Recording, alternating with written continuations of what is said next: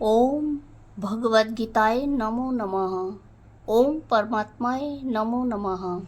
भगवद गीता का 18 अध्याय में से आज हम बात करेंगे भगवद गीता का, जिसका नाम सांख्य योग। दोस्तों, यह दूसरे अध्याय अर्जुन के संख्या और भगवान श्री कृष्ण के उपदेश पर केंद्रित है, जिसमें आत्मा, कर्म और जीवन के उद्देश्यों पर गहन चर्चा की गई है। मैं प्रत्येक श्लोक के मुख्य बिंदु को संक्षेप में प्रस्तुत करूंगी, ताकि यह स्पष्ट और सरलता से आप सभी को समझने में आसान। पहले यानी पिछले अध्याय में हमने जाना, अर्जुन युद्ध के मैदान में अपने प्रियजनों को देखकर दुखी और भ्रमित थे। वह युद्ध करने से इनकार करते हैं। अर्जुन भगवान श्री कृष्ण से गुरु के रूप में सलाह मांगी। उत्तर में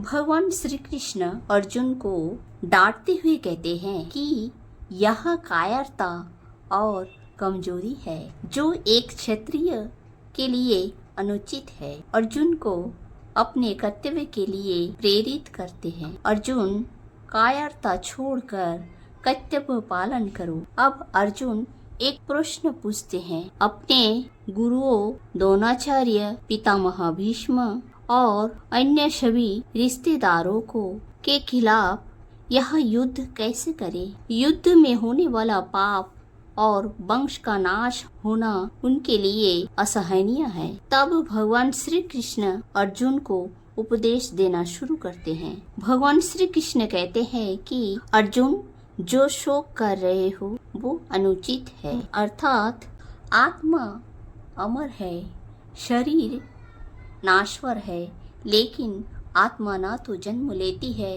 और ना मरती है। जैसे शरीर बचपन से जवान से वृद्धावस्था तक में बदल देता है, वैसे ही आत्मा एक शरीर छोड़कर दूसरे शरीर में जाती है। अर्जुन, तू इसलिए शोक मत कर। आत्मा अविनाशी है। सुख दुख, ठंड गर्मी जैसे अस्थायी है। इन्हें सहन करने वाला व्यक्ति ही स्थिरता प्राप्त करता है। उसी प्रकार जीवन के हर द्वंद्व को समता से सहन करो। जो सत्य है वह कभी नष्ट नहीं होता, जैसे आत्मा, और जो असत्य है वह नष्ट होते रहते हैं, जैसे शरीर। अर्जुन को समझ न आने पर भगवान श्री कृष्ण श्लोक द्वारा समझाते हैं।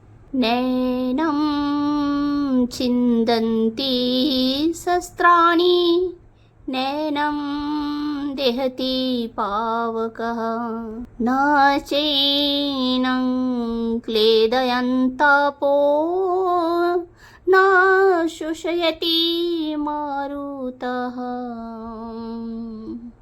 अर्थात आत्मा को कोई हथियार काट नहीं सकता है। आत्मा अजन्मा, अनादि और अपरिवर्तनीय है।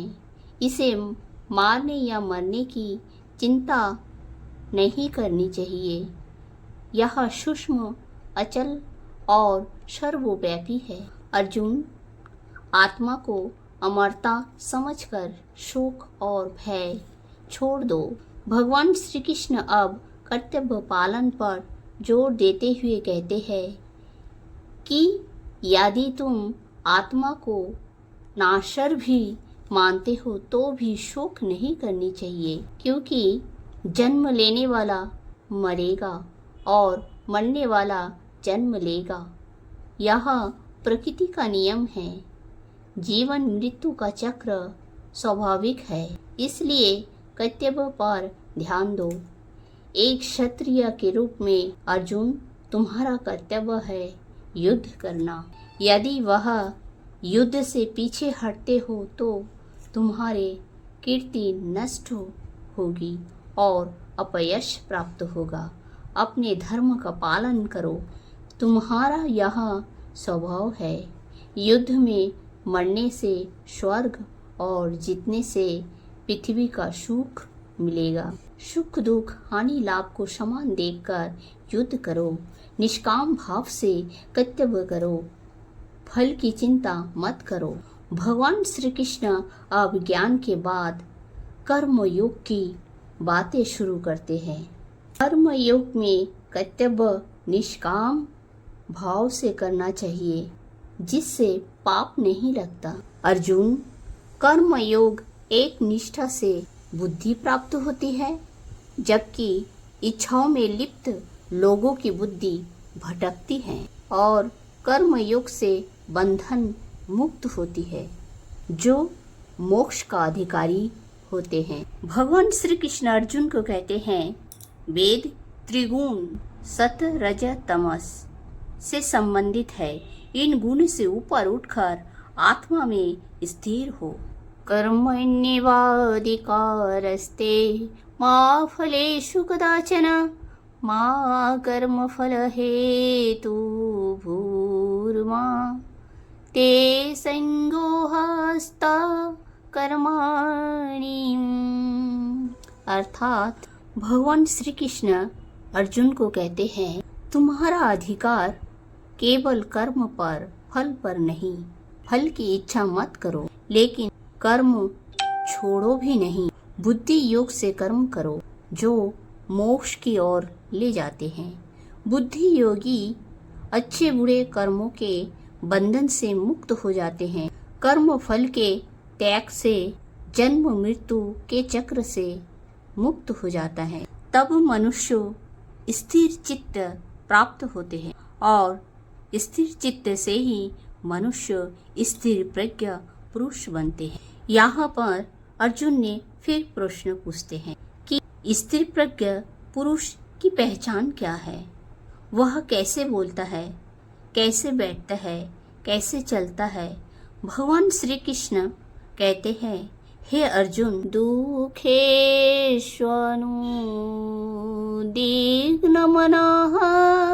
सुखेषु विगतैः प्रियः वीतराग भय क्रोधः स्थितधीर्मुनिरुच्यते।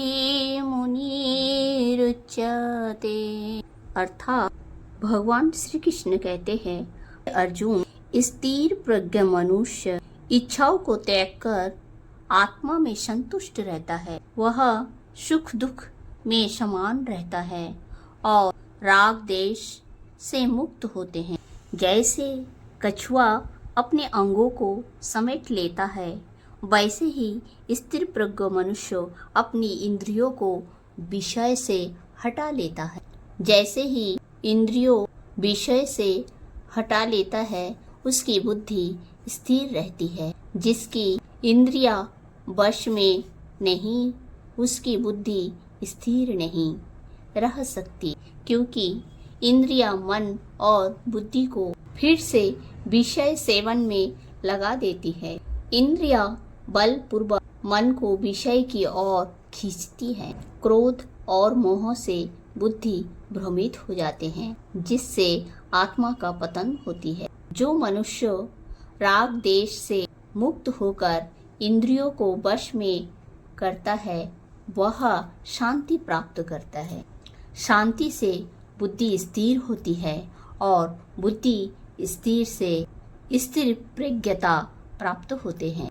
स्थिर प्रज्ञता यानी मनुष्य में शांति का द्वार खुल जाते हैं। इस तरह मनुष्य तनाव और दुखी से शांति प्राप्त करते हैं।